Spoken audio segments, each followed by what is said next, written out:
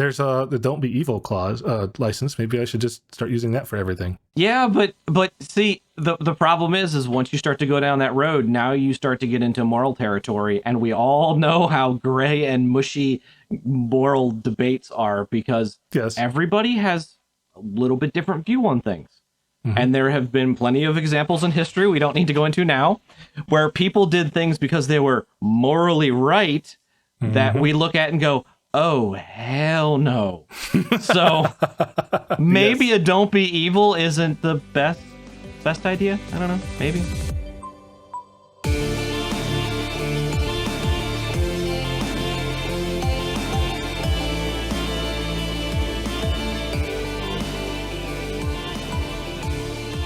Welcome to episode 8 of The Opinion Dominion.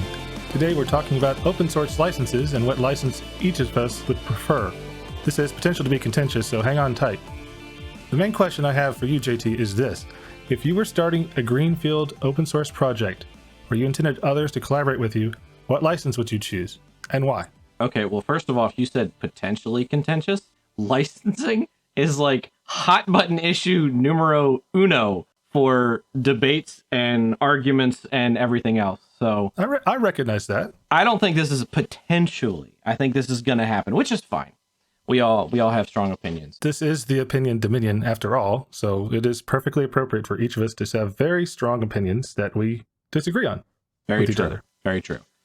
As for myself, if the projects that small stuff I've done in the past, if I was going to create a brand new project, I would go with an MIT license. Why is that? Well, because that's what I've done for a while and that's what I prefer. Okay, why do you prefer it? I like the freedom that it gives people. Now, there's an important distinction that needs to be made here, and that is the main fundamental kind of philosophical difference between the GPL type licenses and like an MIT or a BSD. And that is where the freedom actually lies, because each side can point to the other and go, oh, but this is a restrictive or this is restrictive. You know, the BSD people can say, well, it's restrictive because you're limiting what people can do. How is that free? The GPL side then look at it and go, well, you can, lock down the code, so that's not free either. And the key point seems to be where the freedom actually resides. Who has the freedom? With MIT and BSD licenses, the freedom is on people. Anybody can take the code and do what they want with it, including making changes and not sharing those changes. They individually have the right to do that. Whereas on the GPL side, the freedom actually lies in the code itself. It's like they have anthropomorphized the code and then given the code the right to freedom that then no individual can take that away from the code. So the code has rights that individuals cannot restrict. Makes sense to me. But for myself, I've used MIT in the past, so that's what I would go with. What about you? If I'm writing documentation or something like that, I'm happy. Well, difficult to monetize documentation, we'll say that. But for documentation, I happily choose a 3-clause BSD. For my code, I'm more inclined to want the code to have the freedom. So I lean towards GPL. But I've also been in several work situations where we can't use that because it's GPL. Well, okay, yeah. So I think if I were writing something, specifically if I was writing a library, I would almost certainly do LPGL to allow corporations to link against it, but still require them, if you're going to make changes, you better submit those patches to us or keep your code available to us. But as far as documentation goes, I lean towards do whatever you want with it, because I don't see it as being something that could be used harmfully or abused. Well, if it's documentation, wouldn't that fall more under something like a Creative Commons? Well, yes, that's true. I have seen it. I think in modern times, almost everybody's doing for creative works, they're using the Creative Commons. And you can tell it's been a couple of years since I've done open source documentation, I guess. I haven't really kept up with the times. But just for my own stuff, like if I'm writing documentation in my code base, first of all, I'm usually not putting an individual copyright on the files themselves. And I'm not putting a license note in there. I'm most likely to just stick a 3-clause somewhere in the top. I guess now think about it. If I'm expecting a project to be contributed to and have lots of people around, I would use GPL, LPGL. But if it's just something I hacked on and I'm like, somebody else could find this useful, I'll just stick 3-clause and go. I don't really care that much. I don't care what somebody else does with it. It was a useful thing that I built. Someone else may find it useful. Do whatever you want with it. And that's where I lean. I looked up some of the projects I know you've been involved in. Lumina, is that licensed as 3-clause BSD because it was originally attached to BSD, or was it like a deliberate choice? So Ken decided that he wanted to go with a BSD license. Now, at the time, Ken was a PCBSD developer, so that may have had something to do with it. Probably. Or he may just prefer that license. Or it could be both reasons at the same time. When I got involved with Lumina, it had already been licensed as 3-clause BSD. So obviously all of my contributions will fall under that as well. Right. Yes, you have to adopt whatever's there previously. One of the things I think that hamstrings the kernel so much is that they didn't have a license assignment or a copyright assignment clause like a lot of the other majors. Like Mozilla, when they reorganized back in the early 2000s, part of what they did that for was that we're going to shed the legacy of all these individual contributions with their own potential licensure or copyright restrictions. You now have to assign your copyright to the Mozilla Foundation. And I think that was very revolutionary back then. Not so much now. It's the common pattern for all the big projects, for good reason, because you can't really make changes to a large code base if you have to coordinate amongst hundreds or thousands of people. So I forget where I was going with the rest of that thought, so we'll just have to come back to that later. So you had said that Ken chose the license. I wonder if we could give him a call or an email. People email and text these days. They don't call, do they? Well, he's on vacation right now. Oh, well, the answer is we're not going to get a quick answer while we're recording. Well, I didn't think so, but maybe for a future episode. It would be a very short episode. Hey, why'd you pick this license? Well, because I think X, Y, R, and Q. I think what would be better to do is to have him on and do an interview with him about a whole bunch of different things and just add that on the list of things to ask. Okay. Well, I'll add that to the list. It's the first question for me. Okay. Let me ask this. What other license-related experiences have you had over the years? Oof. That's a very open-ended question, I know, but you probably have more experience with it than I, and I'm curious to see your thought process. So licenses.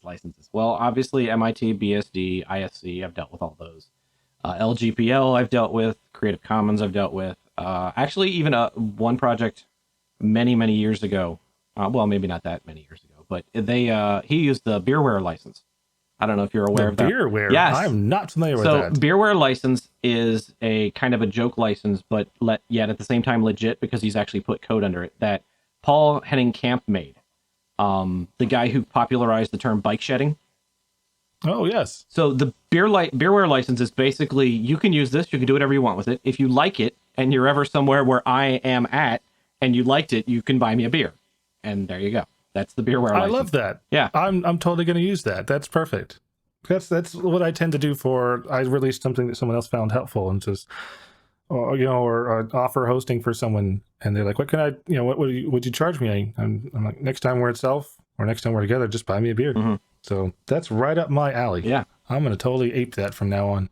That's great. There's also the CDDL that I've dealt with in the past, or things similar to the CDDL, not the CDDL directly. And then, of course, the famous WTFPL, which is always I'm not fun. familiar with that either. It is the what the F public license, which means you have the right to do whatever the F you want to do with this code. Right. Okay. So it's basically a public domain, wrapped in a joke. Antagonism. That's a very antagonistic license, and there's quite a lot of those out there too, I believe. Mm-hmm. Just like deliberately antagonistic because this topic does tend to bring the worst in people out into the open. And there are trolls, and they do like to make fun licenses. No, never. No. So another odd one is NOSA, which you probably have not heard of. Well, maybe you have. I have not. So NOSA is the NASA open source agreement. Oh. It is a very weird hybrid of like MIT, GPL, and public domain, and then none of those all at the same time. Now, I have not. You're gonna have to explain. Yeah, that. I have not dealt with it in a long time. So if there's someone out there who has more of a firm grasp on it, by all means, please correct me. But effectively, the United States government owns the code. It's the government's code. However, anyone can use it. If you redistribute it, you have to provide the source code. Okay. So far, this is all normal stuff. We all get it. Mm-hmm. However, if you make a change and you redistribute that change, you have to notify the government of the change that you've made and that you've redistributed.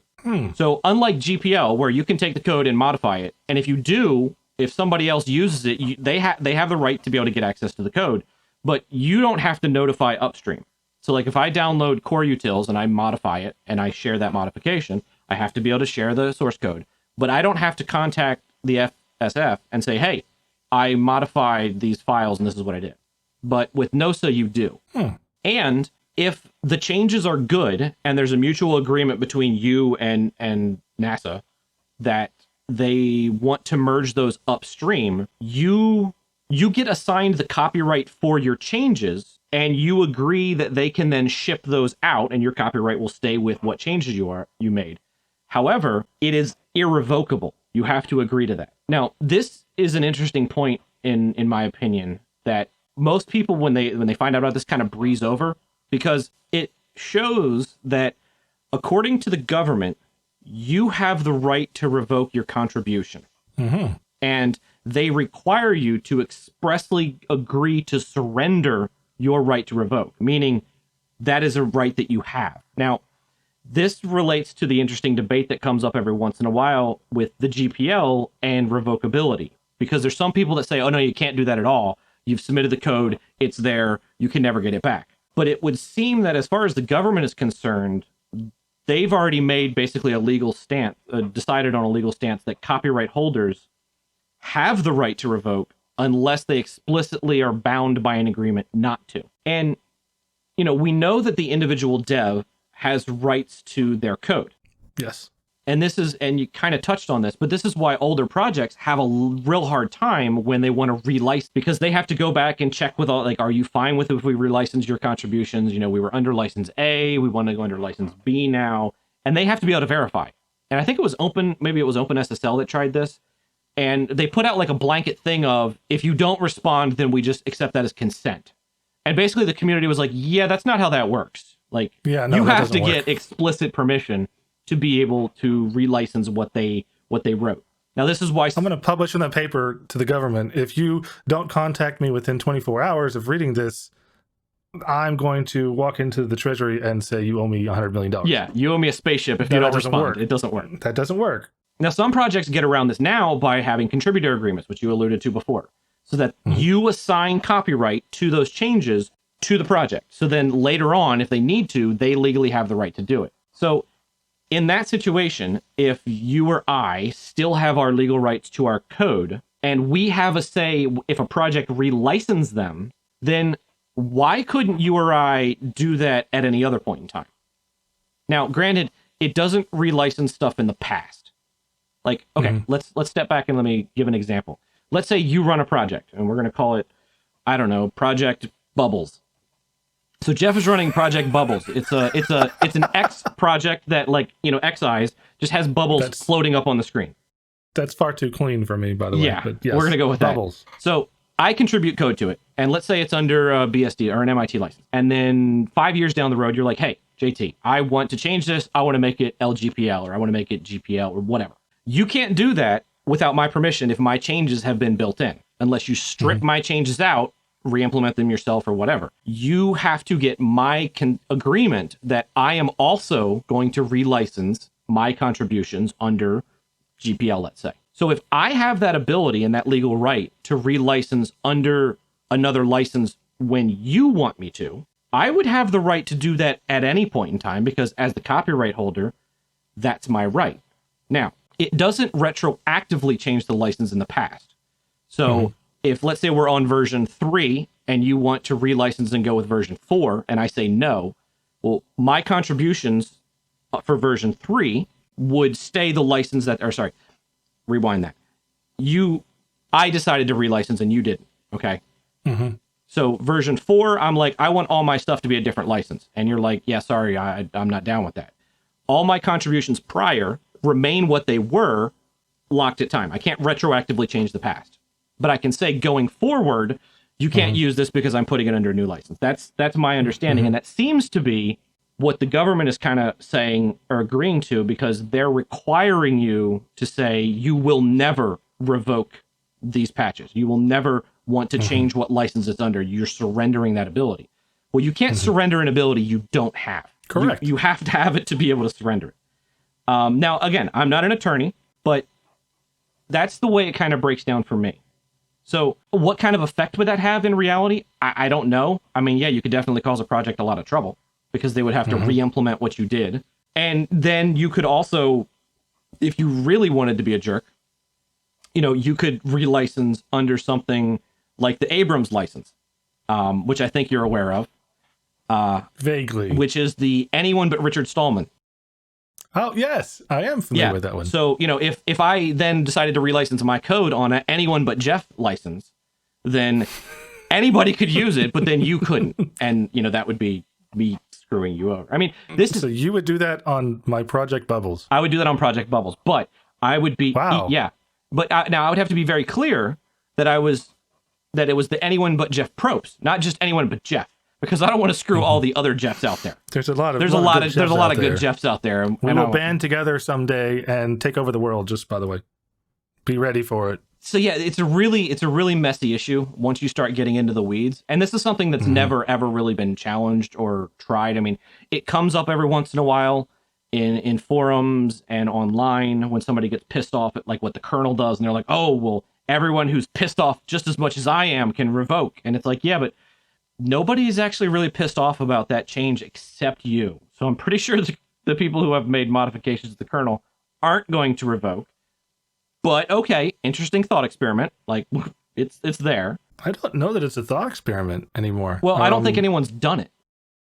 Well, what I'm suggesting is that there's been some recent patches to the Linux kernel. I remember reading one a couple months ago about a patch that Greg Cage added that seemed to be anti-ZFS, and there was a big hoopla over that, and that made me wonder, is this going to be enough to cause someone to want to change their contribution to the kernel because they don't support that? It seems like ZFS is very divisive in our community. Yeah, there was a whole, there were layers to that issue. There were, and I don't want to go into them. Yeah, beyond just we made this patch and it affects ZFS. Like there was a lot of other things and a lot of layers. But yeah, again, I mean, until somebody tries to do it, we don't know. It is just a thought experiment until it actually meets the real world. Now, I don't know if project is the word to use, but I'm going to go off in a tangent. Future cast. This is actually a fear that I have for open source in general and for software. And that is, if we stop and we look back on patents and copyrights, okay? Patents and copyrights were originally designed to help foster innovation and competition. However, now, 100 years after the fact, we see that patents and copyrights are being used for the exact opposite, to actually hinder innovation, to hinder competition. And I'm kind of worried, and I have been for a few years, and I've talked to a few people about it, that our best efforts in software licenses is going to be the same thing. Because there's a lot of questions that people don't talk about, people don't discuss. Like, what happens 100 years from now when everyone who wrote software for the kernel is no longer living? Who has rights to say what happens with any of that? Well, it could be argued that the descendants would get that in whatever will and transfer, but does that really, like, how does that work out? And what I'm kind of concerned about is there might be companies in the future who decide, hey, I can go to the families of all these developers who are no longer living. I can buy the rights to all the code that's open source. And if it turns out that you can relicense, you can have a company 30 years from now buy the rights to someone's code contributions, and then decide, I'm going to hold this project over the barrel by threatening to relicense unless I get whatever. Like, our software license is going to become just as much of a club to bludgeon people with as patents are now. I think that's almost certainly what's going to happen, because there's money to be made, sometimes a lot of money. And we see, I didn't remember hearing this term until the early 2000s, though I'm sure this activity went on before. Patent trolling, deliberately buying up a patent or certain key patents in a portfolio that you can then use as a bully club to threaten other companies with and make hopefully a considerable amount of money. We've seen many instances over the last 15 years of companies trying to make money off of something, and it just didn't actually, hopefully it didn't work out for them, because I don't support such things, but we've seen it happen a lot. And like you're saying here, the licensing, it's going to be used that way. I think it's going to happen. I don't know, however, if the courts will support selling the rights to your licensing or relicensing the same way they would your copyright or to a patent, which is registered with the government. Okay, except for the fact that contributor agreements already exist. There already exists a legal framework and a precedent that I, as a code writer, can give you, the project, full copyright of this code, even though you didn't create it, I did. So we already have the precedent that you can transfer copyright from one entity to another in software. Like that's already been established. So somebody writes some great code, they pass away, their kids aren't software engineers. Let's say they're gardeners or whatever. They do horticulture. Somebody comes up to them and said, hey, so your parent wrote all this great code. We would like to be able to, preserve it, blah, blah, blah, whatever PR spin they want to put on it. We're going to pay you $500,000 for you to transfer the copyright of your dad's code to us. Somebody's going to go, well, yeah, I don't do anything with it. It's open source. Sure. And then they get their windfall, and you have a company that slowly starts to amass all this until at some point they're like, okay, now let's actually do something with it. Because again, if we go back to the NOSA license, per the government, you have to agree that you're never going to revoke. So that's the government stance. So I would assume that's what the court stance will be because, well, the courts are part of the government. Yeah. So I don't know. And this brings up another thing which I see sometimes in projects, which just absolutely infuriates me. And it's when someone licenses their software under, and this is just an example, GPL 3 or later, and they add that or later clause. The or later clause. Like, yes. Hold on a second. You have no idea what or later means. Like, we don't know what GPL v4 will bring. We assume that it's not going to be anything bad, but we don't know that. And, a bunch of people could take over the Free Software Foundation that have malintent and add in something for v4. And because you wrote your license as or later, it automatically gets the new code, the new rule. Well, hang on there. It's not an automatic conversion. It is an option to convert up. That's my understanding, because I was doing a little research coming into this episode. My understanding is you don't... It's softer than relicensing. It's like flicking a switch. It doesn't happen automatically, but you as a license holder can make it happen very easily. That's my understanding of it. I don't think it's automatic. Now, I could very well be wrong, and if I am, please let me know, and our listeners. Yeah, if it wasn't automatic, then there's no reason to put or later, because as the code holder, you can relicense anyway. Then I'm not certain. Actually, that's a little frightening to think about. And most projects, thankfully, don't do this. They will put explicitly like GPL 3 or whatever. But there are some which I've seen before where it adds the or later. And it's like, you're agreeing to terms that you don't know about. We can look at the TiVo clause. Best intentions, but there are some people that are like, no, I don't agree with that. But if you had done an or later, you would not have any say in if it's automatic. Yeah. And the other complication is, if it's a project that is getting contributions from other people, and you write GPL v3 or later, and a 4 comes out, and you don't think about it because, you're off doing other things, or you're so deep in doing other things. You trusted that it was going to be okay, that they would have your best interest at heart, and they were trying to protect data or information. But if I then make a contribution after 4 has come out, knowing that your license says or later, my contributions, I could be thinking that my contributions are under v4 because your license says GPL v3 or later. So then you as the project leader have me as a contributor going, oh, no. My stuff's under v4 because this says or later. Like, what happens in that scenario? Even if it's not automatic, if the person who's contributing believes that is under the new license and contributes under that, you're going to have potential conflicts there. Okay, yeah. I can't resolve that, actually. Perhaps someone who's a little deeper into this is such a rabbit hole, and I was hopeful that we wouldn't get that deep into it. I think it's avoidable anytime you do any more than a cursory, this is what this license means, and you start diving into these terms. It's really legalistic. It must be. And I'm not. But the thing is I think I'm not set up for that, to be honest. Right, but I think it's an important discussion to have, even if we can't come up with answers. Because this is awareness that people need to have, because these answers need to be answered. They do. These questions need to be answered. Yes. Because they're the realities we're going to face. Like the one that I mentioned about, death and transfer and all that. Obviously, this is not something that a lot of people have focused on. But we know developers that have passed away. Like their code. Where is it legally? Do the descendants own it, or does it then, upon death, the code reverts to the project? Well, unless that's stated somewhere, you wouldn't think that would happen.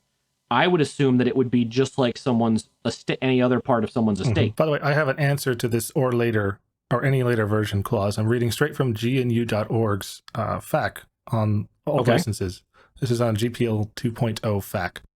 Suppose a program says version 2 of the GPL or any later version, and a new version of the GPL is released, which we know has happened. If the new GPL version gives additional permission, that permission will be available immediately to all the users of the program. But if the new GPL version has a tighter requirement, it will not restrict use of the current version of the program because it can still be used under GPL version 2. When a program says version 2 of the GPL or any later version, users will always be permitted to use it and even change it according to the terms of the GPL version 2, even after later versions of the GPL are available. So I think what that's saying is, or later. Well, then what's the point of the or later clause? I don't see the value of it. There's something here. It's well, that's odd because they're splitting it. That if it's adds more permissions, then everybody automatically gets it. If it adds more restrictions, then it doesn't happen automatically. Oh, if I had just read a little farther, it has the answer. Okay. If a tighter requirement in a new version of the GPL need not be obeyed for existing software, how is it useful? Once GPL version 3 is available, the developers of most GPL-covered programs will release subsequent versions of their programs specifying version 3 of the GPL or any later version. Then users will have to follow the tighter requirements in GPL version 3 for subsequent versions of the program. However, developers are not obligated to do this. Developers can continue allowing use of the previous version of the GPL if that is their preference. But that doesn't answer the question. It doesn't answer the question. It seemed like it was going to. Maybe there's not a good answer. Maybe it's not a useful clause. I don't know.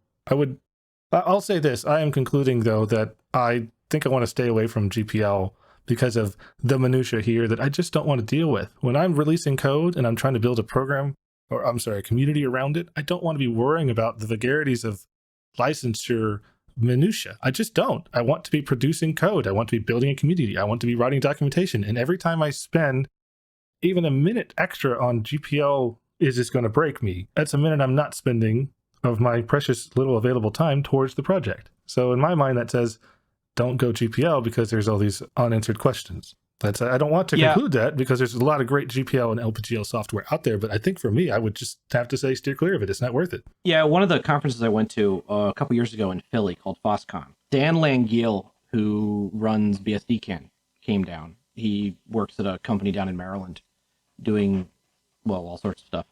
He was there for the FreeBSD project, and he was having a conversation with somebody, and they asked, because they didn't know, they're like, well, aren't you guys under a different license? And he's like, yeah, we're under the BSD license. And the person was like, okay, well, what are the rules of it? What are all the conditions? And he's like, well, it's right here on the back of this business card.